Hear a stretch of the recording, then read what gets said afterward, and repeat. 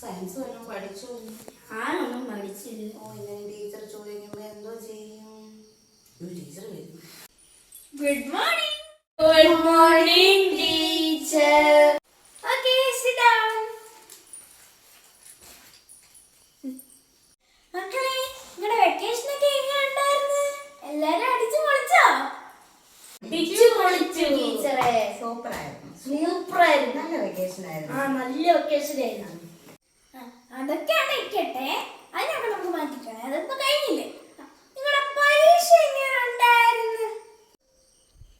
നല്ലതായിരുന്നു, അടിപൊളിയായിരുന്നു.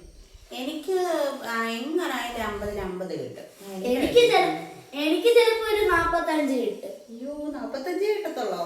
എനിക്ക് 50 കിട്ടും. അപ്പൊ നമുക്ക് പേപ്പർ അങ്ങ് തന്നാലോ? ഓക്കെ, ആദ്യം തന്നെ നാണുവിന് തന്നെ കൊടുക്കാം. നാണുവേ, എങ്ങനെ ഉണ്ടായിരുന്നു മോനെ പരീക്ഷ? കൊള്ളാൻ. അയ്യോ, 5 ഉള്ളൂ. 45 എന്ന് പറഞ്ഞിട്ട് ഗൗരിയെ, എത്ര മാർക്ക് ഉണ്ടായിരിക്കും? 50 അല്ലേ ടീച്ചറെ? 9 മാർക്ക്. സൂക്ഷിച്ചു പിടിക്കണം. താഴെ പോയില്ലേ കൈ ടീച്ചറെ?